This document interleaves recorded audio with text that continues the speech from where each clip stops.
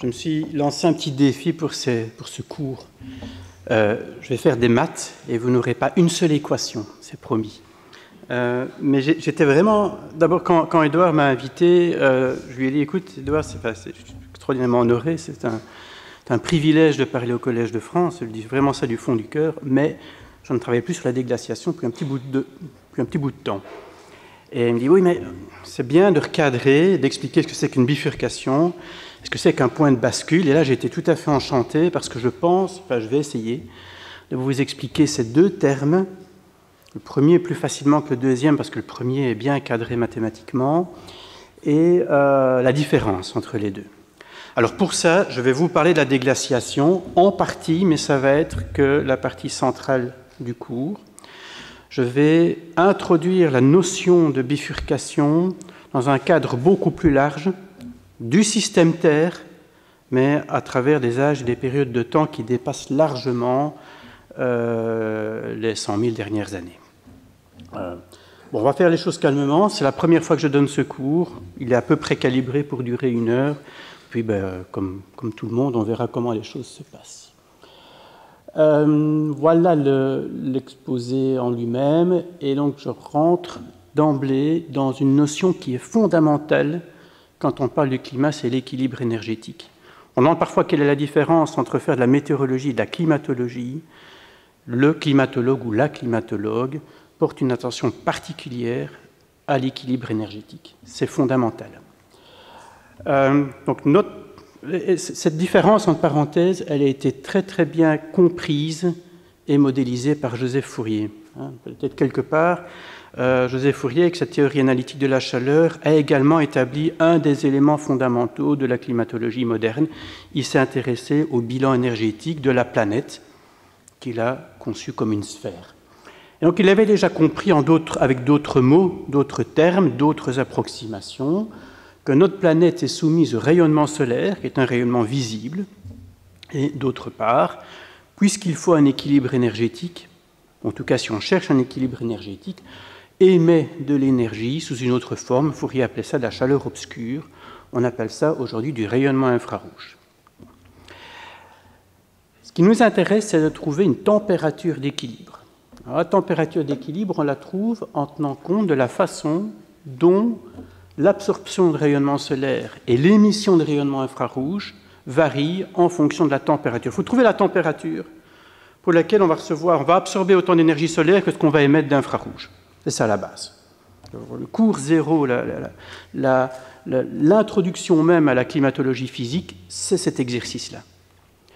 Alors, je vous ai promis de vous épargner les équations, je ne vais pas vous épargner les graphiques. Il va y en avoir quelques-uns. J'en suis désolé, mais voilà, la compréhension de l'équilibre énergétique passe par l'analyse de graphiques tels que celui que je vais vous montrer maintenant. Alors, comme c'est le premier, on va prendre le temps de le regarder à notre aise, et puis il va y en avoir, accrochez-vous, il y en aura une petite dizaine. Mais à mon avis, une fois qu'on a franchi l'obstacle de comprendre le premier, les autres viennent assez facilement.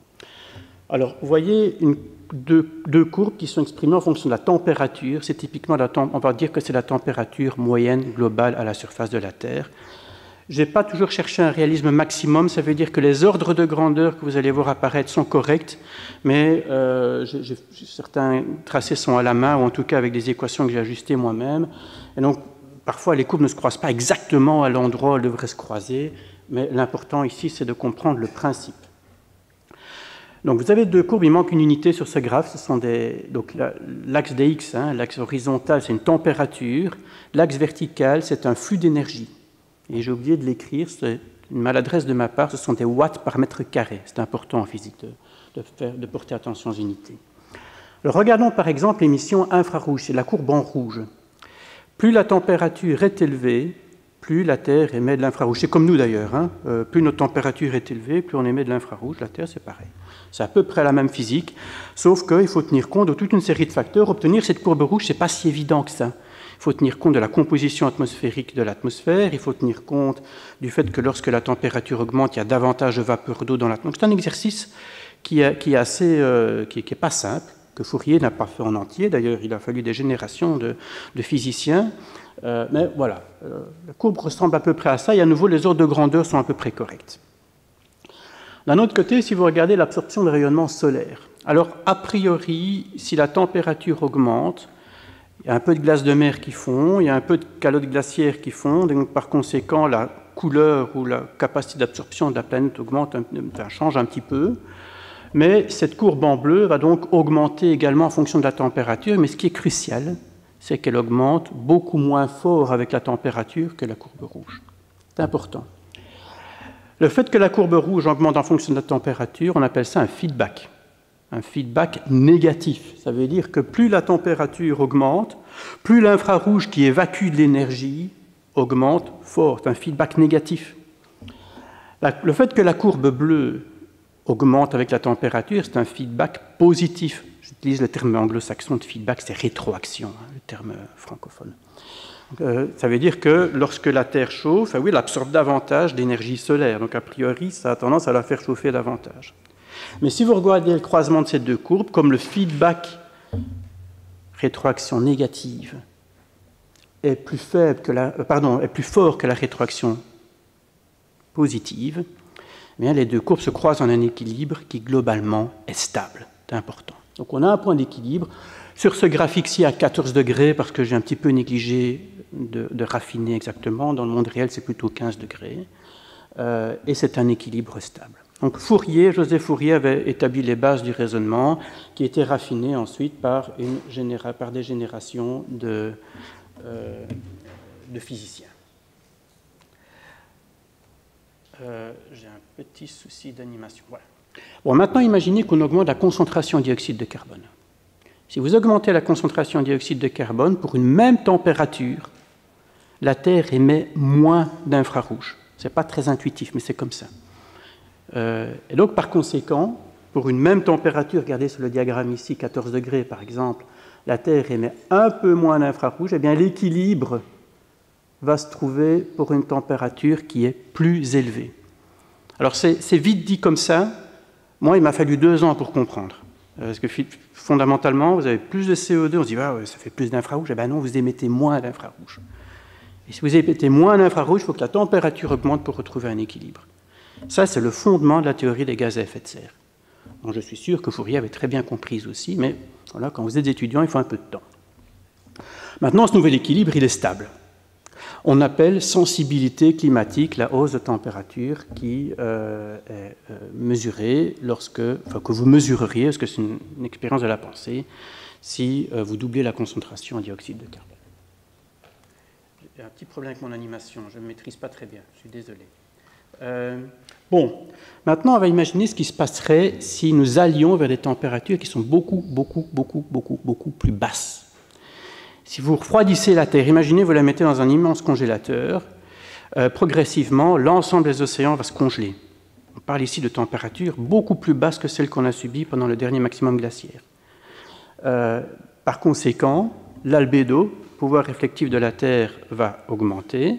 Et donc, la quantité d'énergie solaire que vous allez absorber, au fur et à mesure que la température, je vous parle de moins 10, moins 20, moins 30 degrés, eh bien, vous allez absorber plus beaucoup d'énergie, parce que la Terre se sera transformée en une boule de neige ou une boule de glace, ou snowball Earth en anglais. Alors, dans un cas comme ça, et je ne sais plus sur quelle fois, je me suis encore trompé, je suis désolé, ça ruine un peu la présentation. Imaginez maintenant que vous cherchez le point d'équilibre avec l'émission infrarouge.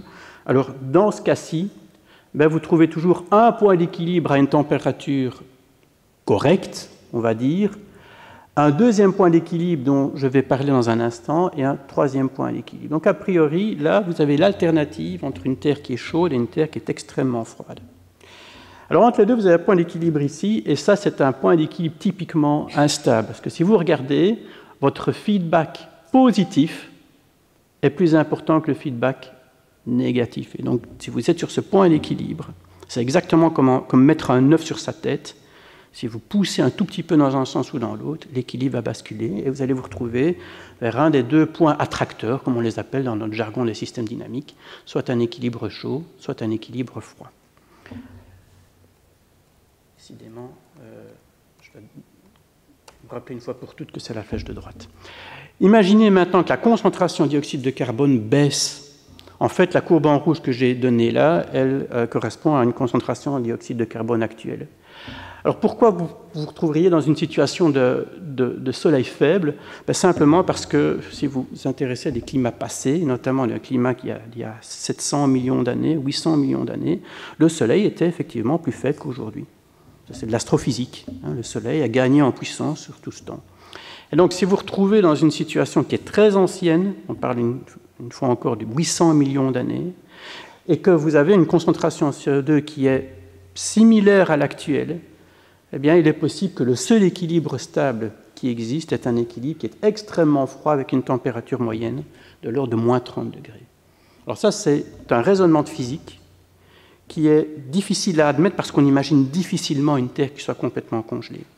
Mais progressivement, et Gilles Ramstein est avec nous, il peut en parler beaucoup mieux que moi, parce que ça a vraiment été son métier c'est toujours son métier, il a beaucoup étudié la question.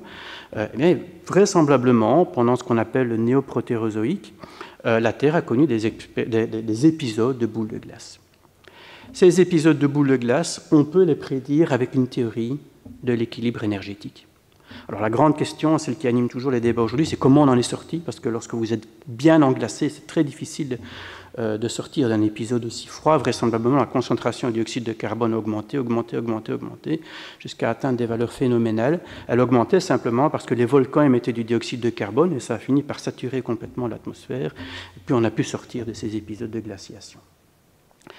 Alors je vous montre ceci simplement pour que vous compreniez que l'existence d'équilibres multiples, elle intervient lorsque vous avez des non-linéarités. Regardez cette courbe ici, ce n'est pas une droite, elle a une courbe de S, c'est un exemple de non-linéarité.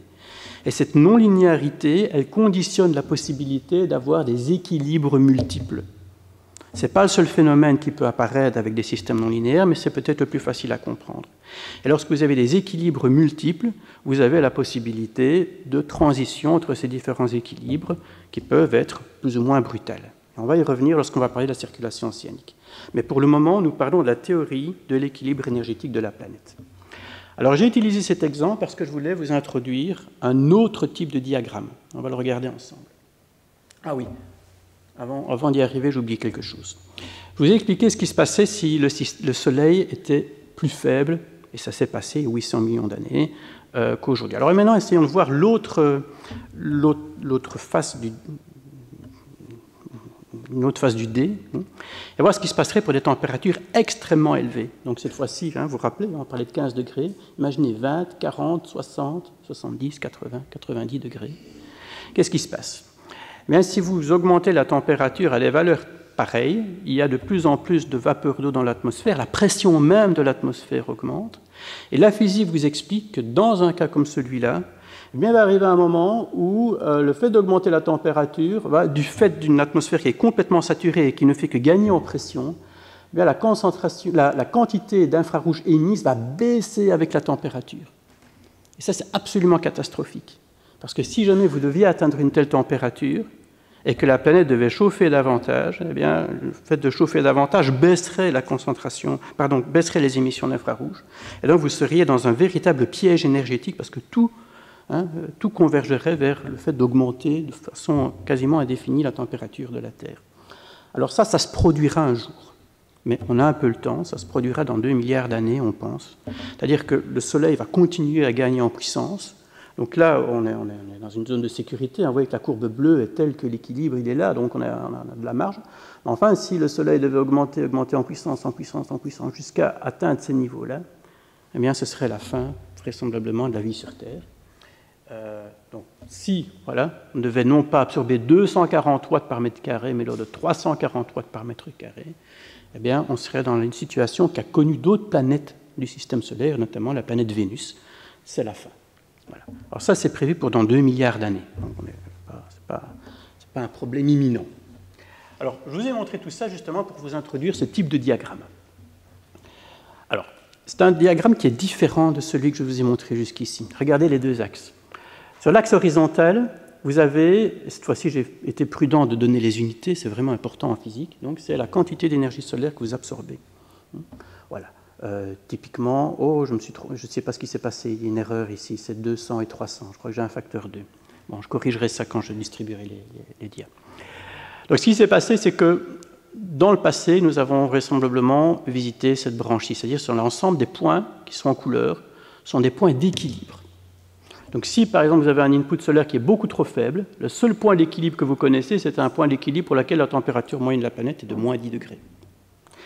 Si le Soleil est plus puissant, et il l'est actuellement, le seul point d'équilibre que vous connaissez est un point d'équilibre pour lequel la température, il y a eu des erreurs dans le graphique, est de l'ordre de 15 degrés. Si le Soleil est beaucoup plus puissant tel qu'il sera dans 2 milliards d'années, eh bien la température d'équilibre est beaucoup plus élevée encore.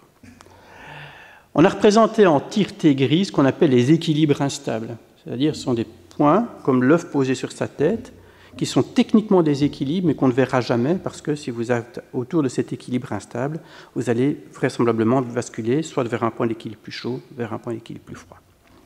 Alors ce raisonnement-là, c'est le raisonnement qui nous permet d'expliquer que la température moyenne sur la planète aujourd'hui est de l'ordre de 15 degrés. Avec la concentration de dioxyde de carbone qui augmente, on va aller vers 16, 17, 18, enfin on n'espère pas trop haut, parce que c'est un vrai problème. Mais globalement, les choses ne vont pas, à l'échelle globale, s'emballer de façon, par exemple, à atteindre l'état de Vénus ou à plonger dans un état de glace. Donc on est confortablement assis, si vous voulez, sur cette branche verte.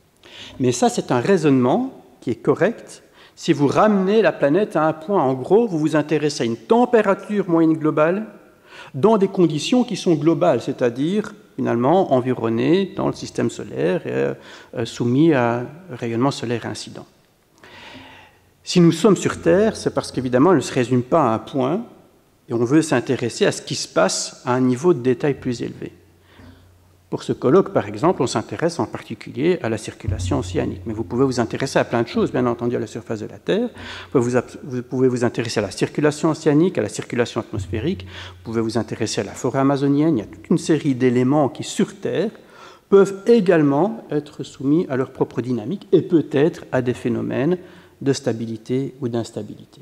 Alors, on appelle point de bifurcation, ça c'est le terme technique, on appelle point de bifurcation la valeur d'un paramètre, ici par exemple ce serait l'input solaire, au-delà duquel un équilibre change de nature. Donc, par exemple, un équilibre qui est stable deviendrait un équilibre instable.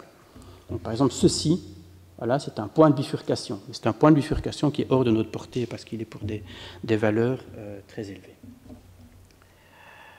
Donc venons-en maintenant au clou de la journée, la circulation océanique, parce que c'est celle qui va quelque part préconditionner notre compréhension de la bascule bipolaire. Alors, c'est toujours important de se rendre compte que la circulation océanique, c'est quelque chose qui existe, qui est multi-échelle. Ça veut dire qu'il y a une circulation à grande échelle, et cette circulation à grande échelle, on vous en a déjà un peu parlé. Vous avez des courants dominants en surface dans l'Atlantique qui plongent typiquement au large du Groenland, de l'Islande, du Canada, et puis un contre-courant en profondeur qui longe le bord ouest de l'Atlantique. Ça, c'est une situation à grande échelle. Si vous ramifiez les choses, et on aurait pu imaginer un exposé avec une quantité de diapos, vous allez vous apercevoir qu'il y a quantité de tourbillons, qu'il y a des petits courants dans tous les sens. C'est ce qu'on a essayé un peu schématiquement de représenter ici. La figure n'est pas de moi, vous voyez, elle date d'un éditorialiste de la revue Science. Mais donc, vous imaginez donc l'Amérique, l'Europe, l'Afrique, vous les avez reconnus, le courant qu'on appelle du Gulf Stream, et puis ça dérive nord-atlantique, des plongées qui ne sont pas toutes représentées, avec un courant en profondeur qu'on appelle le courant de bord ouest. Donc vous voyez, rien que pour le décrire, il m'a fallu plus de temps que vous parlez de la balance énergétique. C'est déjà une circulation qui a un bon niveau de complexité.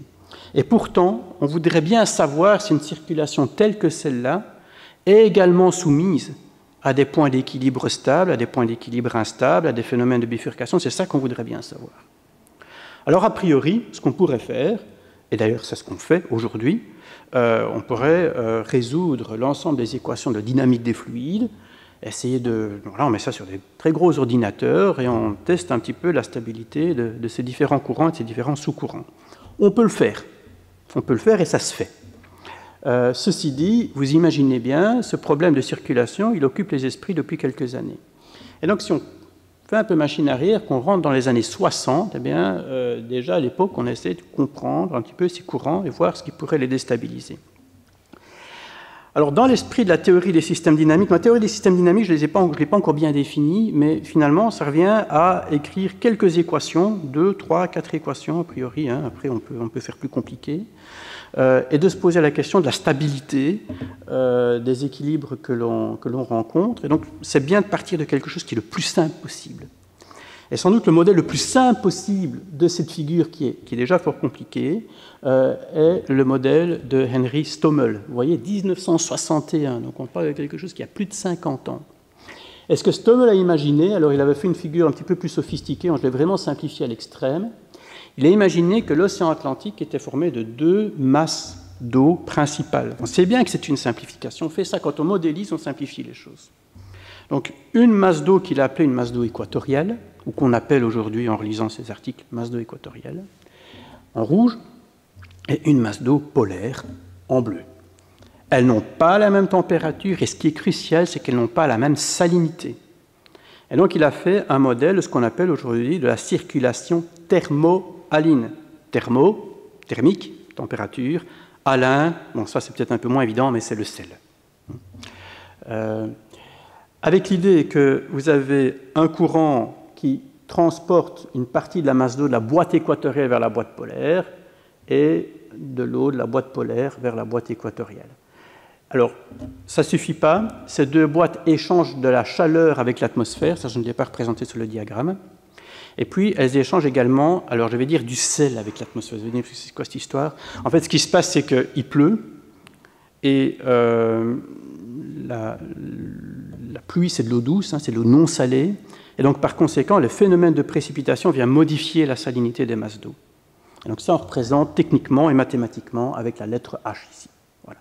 Alors, fondamentalement, ce qu'on représente ici, c'est qu'il y a des précipitations nettes au nord et de l'évaporation nette au sud, et par une raison de convention, j'aurais peut-être pas dû faire ça, les flèches sont inversées. Ce n'est pas une erreur, mais il y a une convention derrière qui est peut-être un petit peu technique. Alors, ce qui nous intéresse ici, c'est le diagramme de bifurcation. Donc, comme je vous ai montré un diagramme de bifurcation un petit peu compliqué tout à l'heure, je vais vous remontrer un diagramme de bifurcation pour ce système-là. Alors, accrochez-vous, il n'est pas très compliqué, mais à nouveau, il faut le temps de le voir. Alors, qu'est-ce qu'on représente? Bien, sur l'axe vertical, on représente l'intensité de la circulation. En d'autres termes, est-ce que j'ai 2 masses d'eau qui s'échangent beaucoup de chaleur et beaucoup de sel? Et sur l'axe horizontal, on représente cette fameuse quantité H que vous pouvez voir en gros comme étant le job de l'atmosphère qui évapore d'un côté et qui remet de l'eau douce de l'autre. Et c'est important parce que c'est un des moteurs essentiels de la circulation, en tout cas au sens qu'on représente ici. Alors ce que vous voyez, c'est que vous avez 2 branches d'équilibre stables, la verte et la rouge. Alors vous avez une branche d'équilibre qui est stable pour des circulations qui sont actives. Elle occupe la partie supérieure du diagramme. Et vous avez une branche de circulation qui est stable pour des valeurs de circulation, on va dire, à peu près nulles. Donc vous avez un océan qui s'est arrêté, plus de circulation. Ces 2 états sont potentiellement stables, mais ils ne seront pas toujours stables. Ça va dépendre de la valeur de notre H. C'est pour ça qu'on appelle ça un diagramme de bifurcation. Si vous changez H, vous changez potentiellement la stabilité des branches. Donc, par exemple, si le flux d'eau douce devient trop important, la branche active n'est plus stable. Ça va peut-être commencer à... Vous allez voir le parallèle avec ce qui s'est dit ce matin. Si vous avez des apports importants d'eau douce, la circulation s'arrête.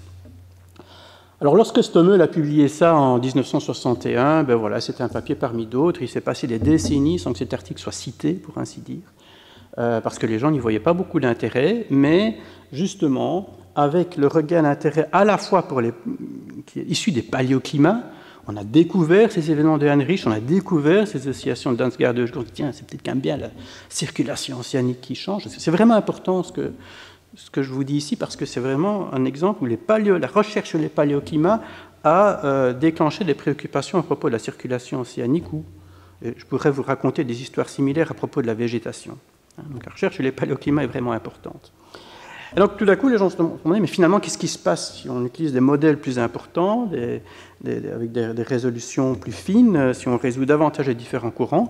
Est-ce qu'on retrouve un comportement qui est prédit par ce modèle en boîte de Stommel? Et la réponse, alors l'histoire n'est pas tout à fait terminée, je ne vais pas prétendre à un consensus général, mais la réponse commence à être oui. Globalement, vraisemblablement, l'océan se comporte de façon qui rappelle ce diagramme de bifurcation. Et alors, je vais vous montrer ici un article auquel j'avais contribué il y a une vingtaine d'années, déjà un peu moins. Alors, il est fort chargé. Hein. Il y aura 2-3 diagrammes comme ça que je vais vous montrer qui sont un petit peu chargés, j'en suis désolé. Mais je les ai copiés-collés des articles en question. Mais vous retrouvez des quantités qui vous sont familières. Regardez, freshwater flux, flux d'eau douce, c'est notre H ici. NADW, c'est North Atlantic Deep Water, donc formation d'eau nord-atlantique. Alors c'est exprimé en ce qu'on appelle en Sverdrup. Alors comme on va revoir l'unité dans un instant, je vais quand même prendre la peine de vous la définir. C'est 1 million de mètres cubes par seconde. Donc c'est un fameux flux d'eau. Et donc ce qu'on a fait ici, c'est qu'on a utilisé toute une série de modèles. Alors certains modèles sont des modèles 3D, ça c'est des modèles 2D, hein, voilà, des modèles plus ou moins simples.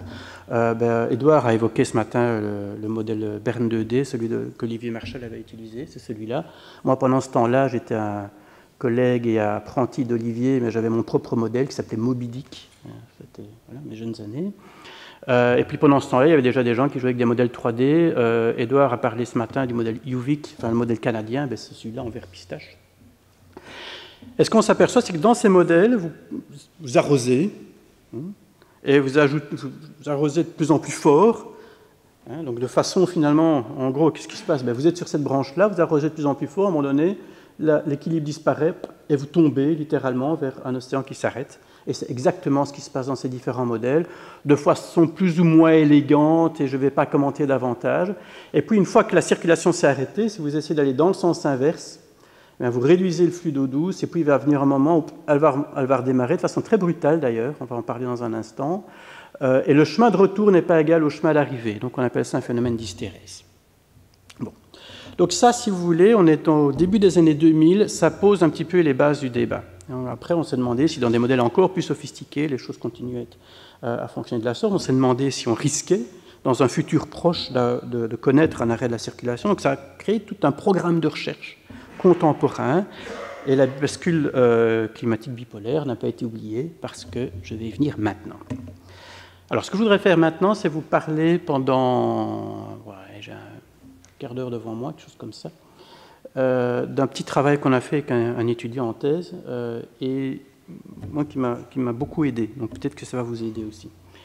Donc ce qu'on a fait, c'est qu'on a refait une expérience comme celle-là. Donc on a pris une circulation thermohaline dans un modèle, du même ordre que UVic, alors s'il s'appelle Gini, peu importe, mais c'est ce genre de modèle, et on a refait l'expérience. Donc évidemment, sans surprise, on tombe sur à peu près les mêmes résultats, ça c'est une bonne nouvelle. Donc, ce qu'on a fait comme expérience, eh bien voilà, c'est une expérience qui dure 20 000 ans. Et pendant 20 000 ans, on arrose l'océan Atlantique Nord de plus en plus fort, et puis on l'arrose de moins en moins fort. Hein. Et ce qui va se passer, vous l'avez déjà anticipé. Donc, au fur et à mesure qu'on l'intensité de l'arrosage, alors il y a différentes façons de faire l'expérience, et c'est pour ça que vous avez 2 courbes, mais c'est pas très important pour l'exposé que je vous donne. Ben, vous retrouvez la courbe qui a déjà été simulée il y a 15 ans, hein, donc on n'est pas très étonné. Alors ce qu'on a fait, c'est qu'on a essayé de bien comprendre chacune des phases. C'est pour ça que j'ai appelé ça l'autopsie d'une mise à mort de la MOC, hein, pour donner un peu de tragique à l'affaire. Alors qu'est-ce qui se passe? Et alors, l'histoire que je vais vous raconter, on l'a réalisée pour 2 types d'expériences. On a essayé d'arroser, mais ce qu'on a aussi fait, c'est augmenter la concentration de dioxyde de carbone et la faire baisser. Et ça a donné quasiment les mêmes résultats, avec exactement les mêmes conclusions et les mêmes étapes. Qu'est-ce qui se passe? En premier lieu, alors, je dois prendre un petit peu de temps pour ce diagramme, parce qu'il n'est pas simple à lire. Donc en premier lieu, on a un effet thermique. Alors, je l'explique. Donc, ce que vous reconnaissez peut-être ici, comme c'est un modèle à basse résolution, il faut un petit peu d'imagination. Vous reconnaissez l'Amérique, vous reconnaissez le Groenland, vous reconnaissez l'Amérique latine, et l'Europe et l'Afrique. Alors la Méditerranée, elle n'est pas... Voilà, c'est ça. Donc c'est un modèle à relativement basse résolution, mais c'est quand même nettement mieux que le modèle de Stommel, hein, quand même. Et donc, ce qu'on photographie ici, on est ici après... donc, on a commencé à arroser, mais on n'arrose pas trop. Donc, on est... Voilà, c'est 0,05 Sverdrup. Hein, donc, on est dans une phase... C'est l'anesthésie. J'ai mis endormissement, c'est l'anesthésie. Alors, qu'est-ce qui se passe? Eh bien, la réponse principale, elle est thermique. C'est-à-dire que comme vous arrêtez... donc, ce qui se passe, c'est qu'à haute latitude, le fait que vous ayez des eaux qui sont à la fois salines, mais qui également se refroidissent du fait des échanges avec l'atmosphère, l'eau devient lourde, elle prend de la densité et se mélange.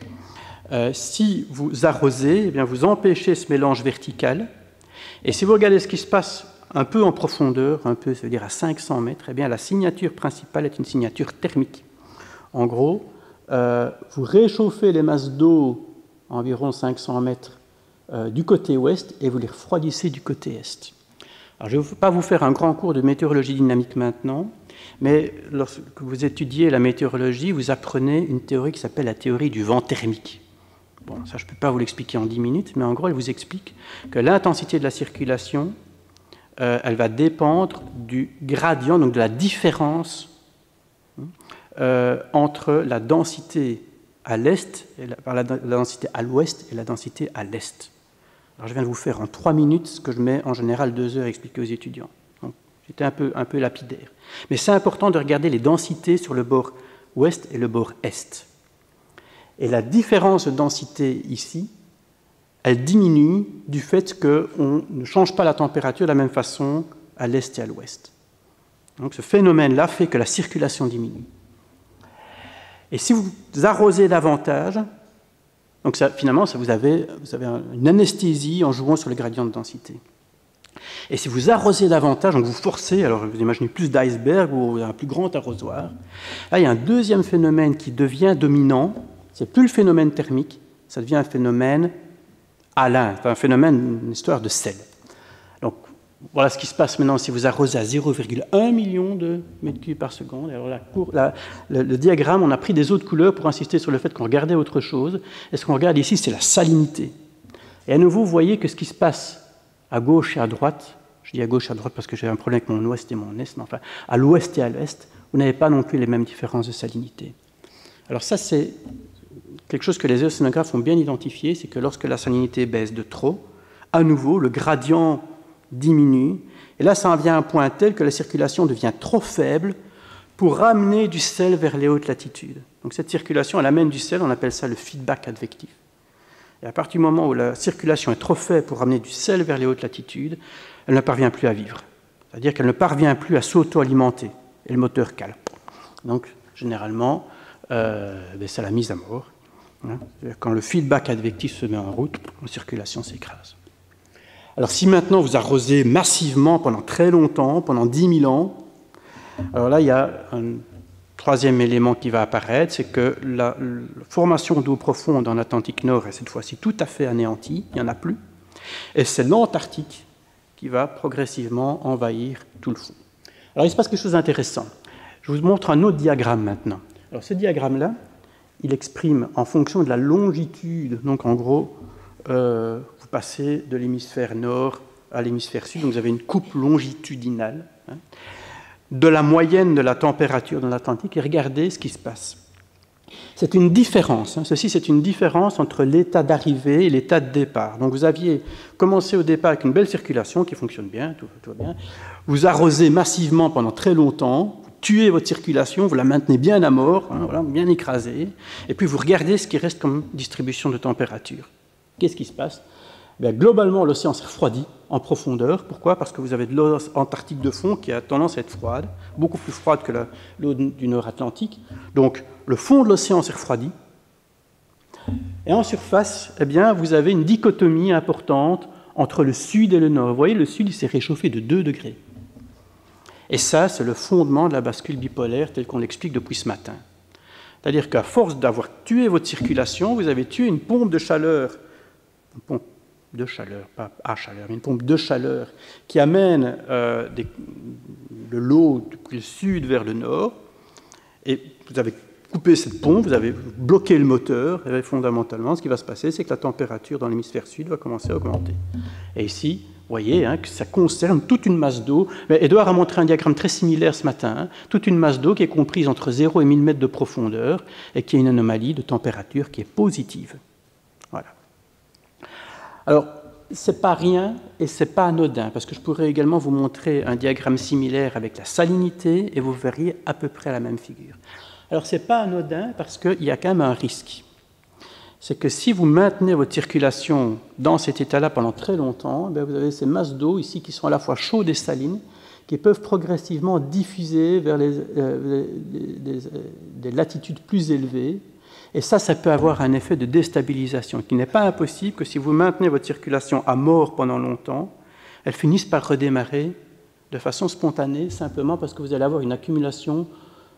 En anglais, on appelle ça buoyancy, et je n'ai jamais pu le traduire, le flotter, de flottabilité, qui peut remettre en route la circulation.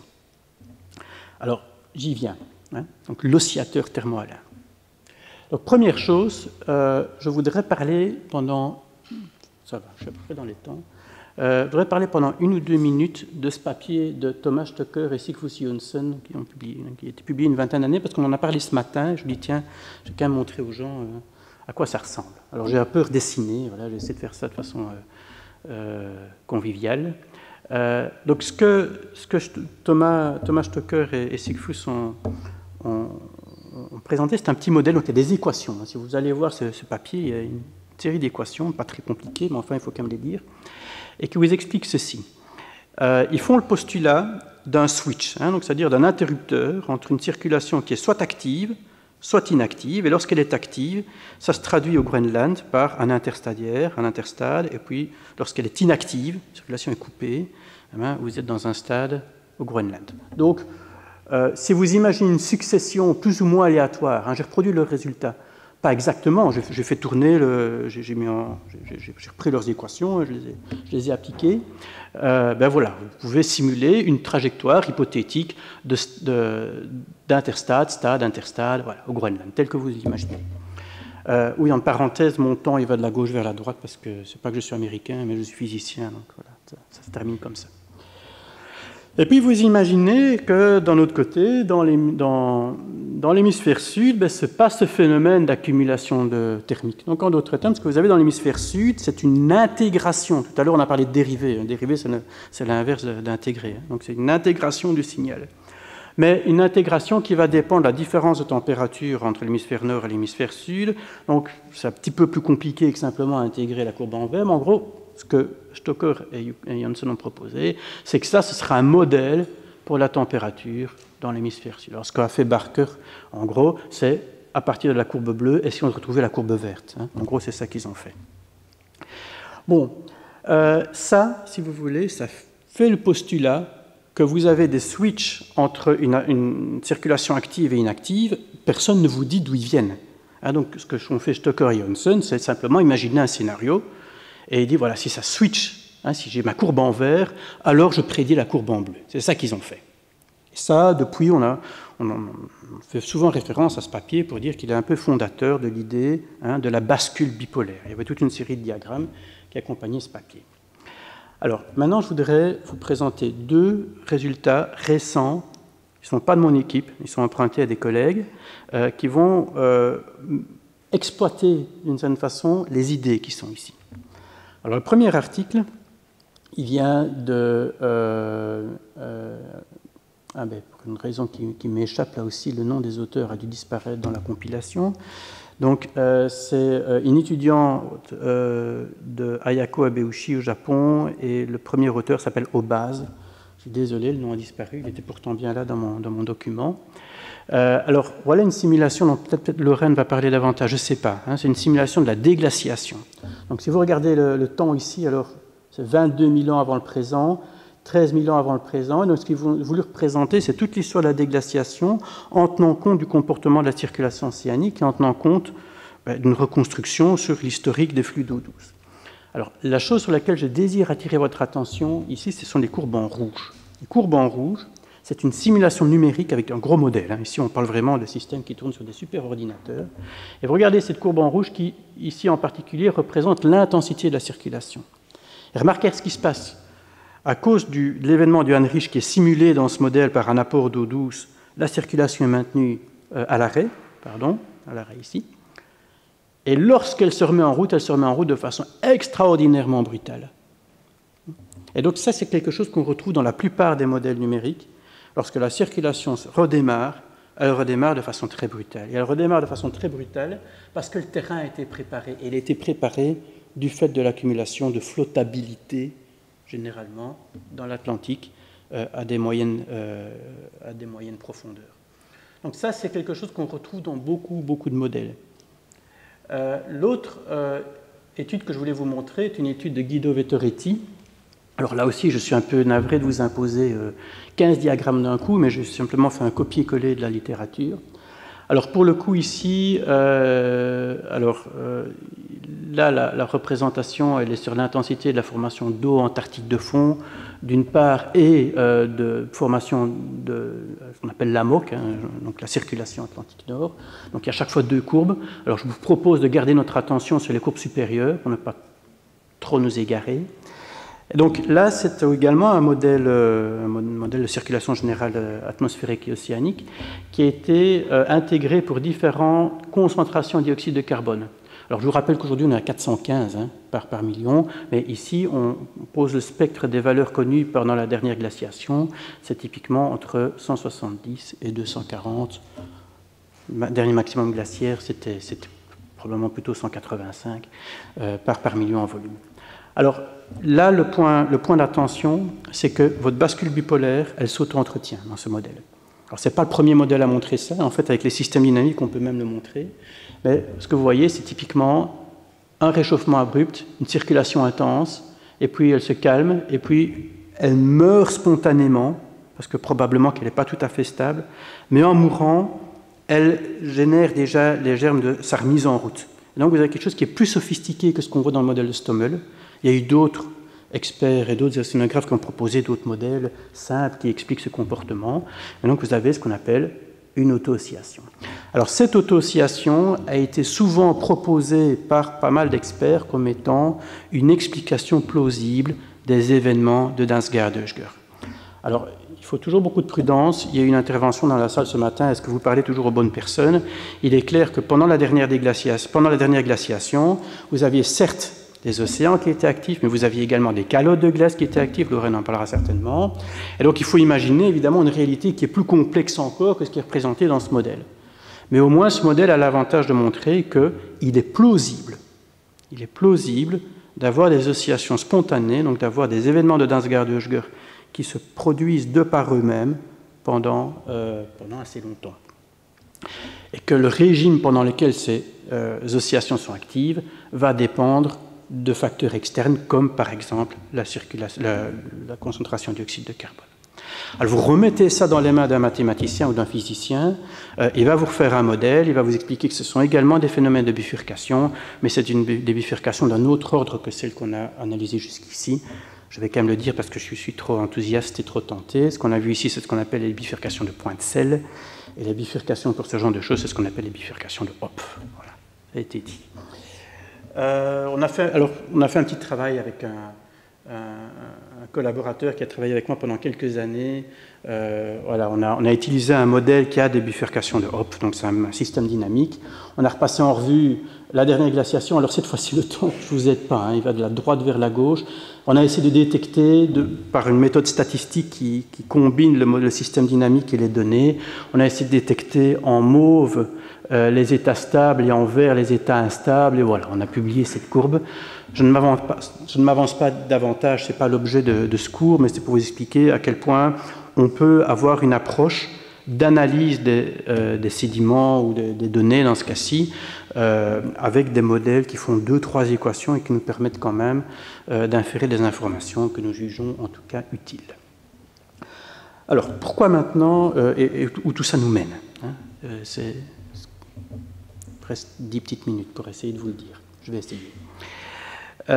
Première chose, c'est que lorsque vous avez la garantie que vous avez un système réel qui est caractérisé par des points de bifurcation, vous pouvez commencer à prévoir des choses à propos de ce système.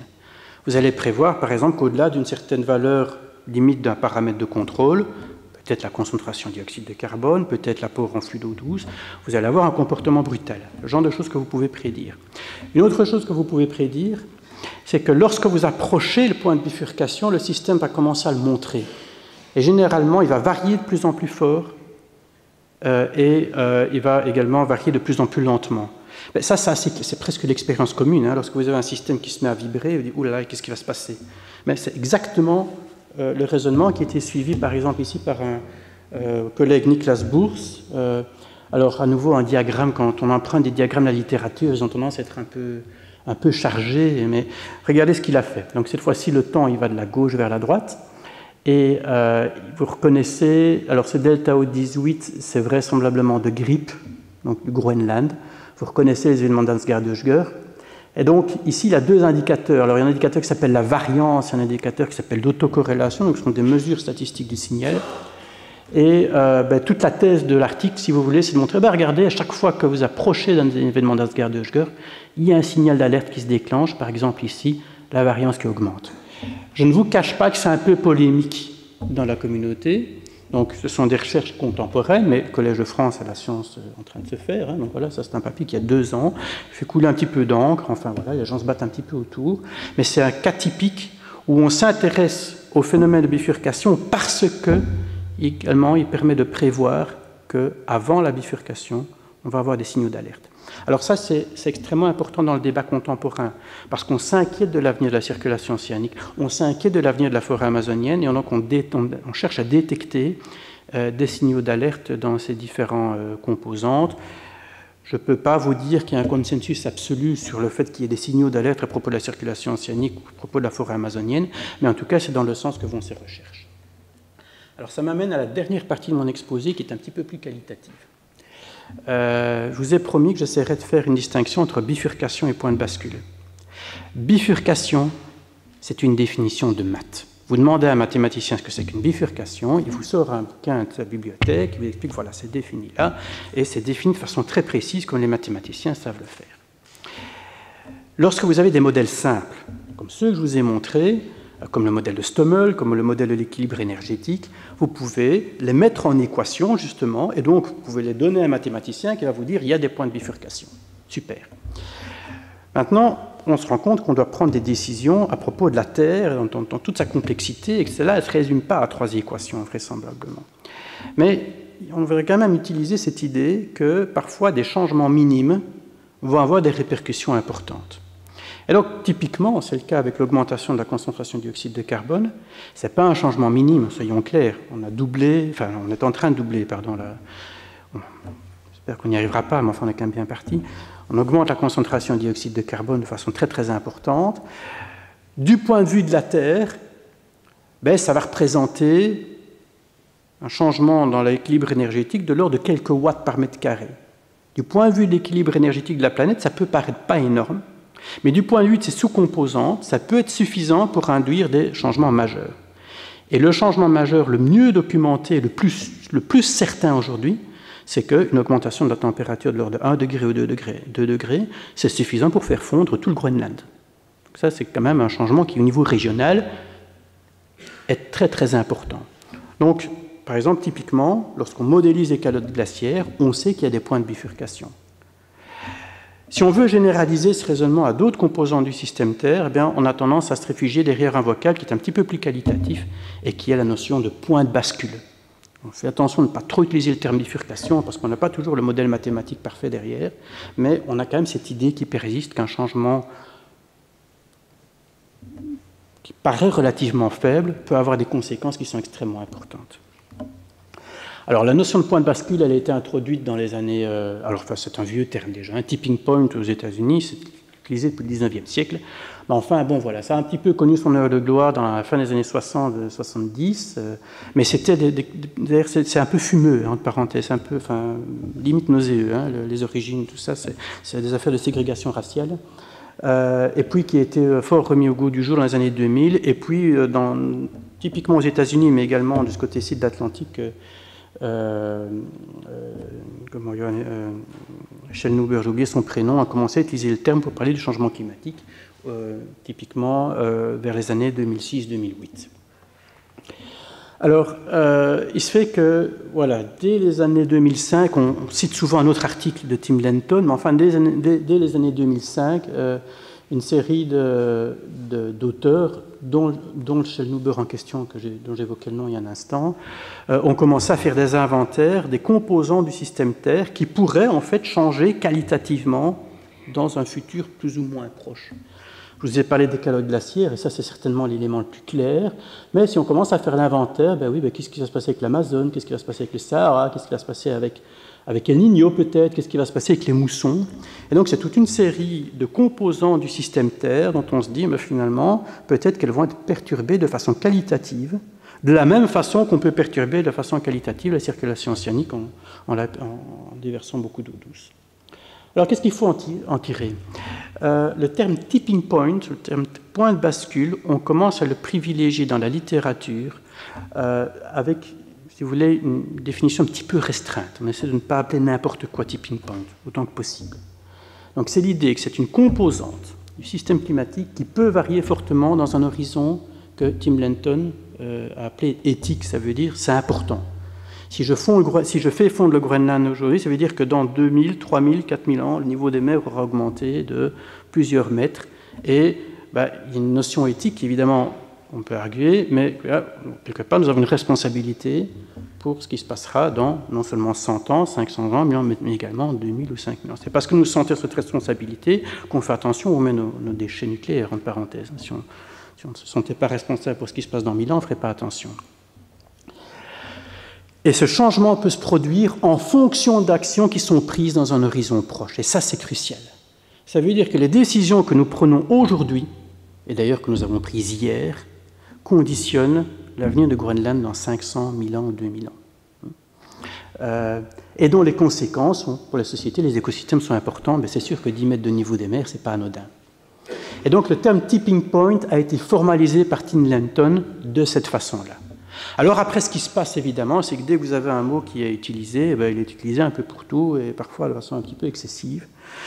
Donc, je dirais dans cette optique, la théorie des systèmes dynamiques vient en support des enjeux de responsabilité. En d'autres termes, si vous voulez parler de tipping point selon Lenton, c'est bien d'avoir des modèles derrière qui sont solides. Et c'est en ça, les bonnes recherches en matière de bifurcation, de changement abrupt, se font dans cette optique-là. On a derrière des modèles qui sont solides parce qu'il y a un support à la décision qui est important. Alors, est-ce que ces modèles sont solides? Alors, je pense que la première exposé de Montlaüs, mis à part le fait que je suis un petit peu... j'ai fini, c'est ma dernière slide. Que je suis un petit peu gêné, je ne sais pas ce qui s'est passé avec mon ordinateur, les chiffres n'étaient pas justes, mais enfin, mis à part ça, je pense que la théorie planétaire sur la Ice House, la Hot House, tout ça c'est solide, mais quelque part ça ne nous concerne pas tellement. Enfin, je veux dire, ce qui s'est passé il y a 600 millions d'années ou dans 2 milliards d'années. Calotte de glace, à nouveau, Lorraine va en parler, je pense que là il y a des points de bifurcation, il n'y a aucun doute. Le fait que le Groenland va fondre à partir de 1,2, 1,5, 2 degrés, c'est solide. Quand on parle de circulation océanique, circulation atmosphérique, je pense que maintenant on a du recul, on a 30 à 40 ans de recherche. Donc, je pense qu'on commence à savoir de quoi on parle quand on parle de point de bascule de circulation océanique. J'ai mis un petit smiley avec une petite nuance parce qu'il faut toujours cadrer ça avec un modèle qui est toujours une simplification de la réalité. Et donc, ça veut dire que, il y a différents modèles qui peuvent être plausibles. Et donc, il y a un discours et un débat scientifique très sain sur ces différentes questions. Quand on parle des grands systèmes comme les biomes, est-ce qu'il y a des points de bascule pour le Sahara, pour l'Amazone? Oui, vraisemblablement, mais ils vont certainement se manifester de façon beaucoup plus compliquée et beaucoup plus inattendue aussi que ce qu'on peut prévoir avec les modèles. Dès que vous touchez au vivant, vous touchez aux limites des systèmes dynamiques. Maintenant, dès qu'on parle des systèmes sociologiques globaux, vous pouvez utiliser le terme tipping point, mais alors de façon métaphorique, mais je ne pense pas qu'on puisse aujourd'hui prétendre qu'on a des modèles mécanistes qui permettent d'expliquer comment la société dans son ensemble fonctionne. Je peux vous dire, pour avoir un petit peu ouvert la boîte de ce qui se trouve derrière certains modèles qu'on appelle les modèles Integrated Assessment, donc les modèles d'évaluation intégrés, j'en suis ressorti de façon un petit peu effrayée. Donc voilà, je pense que notre communauté de physiciens est parfois un petit peu nerveuse face à ces enjeux. Donc je conclus.